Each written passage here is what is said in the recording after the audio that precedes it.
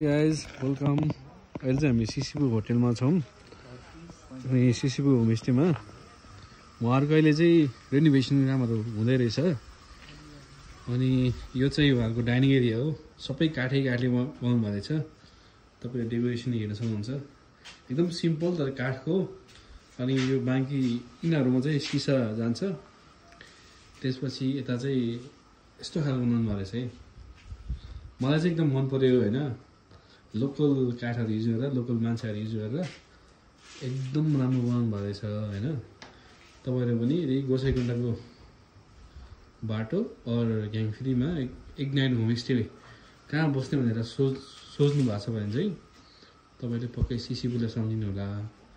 यो ग्याङफ्री पनि छ हाम्रो, तर सिसिबु चाहिँ अलिक राम्रो छ है अहिले चाहिँ।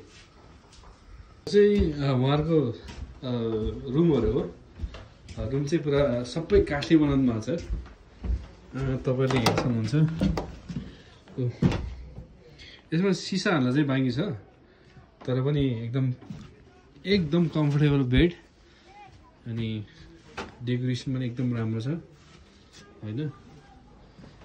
अनि यो चाहिँ हामीले अर्को कुरा चाहिँ तपाईँहरूलाई खबर गर्न चाहन्छु, नोभेम्बर 28 देखि नोभेम्बर 29मा चाहिँ काठमाडौँबाट ग्याङफ्री टुरिज्म प्रमोसनको लागि बाइक र्याली हुँदैछ, बाइक ट्रिप हुँदैछ।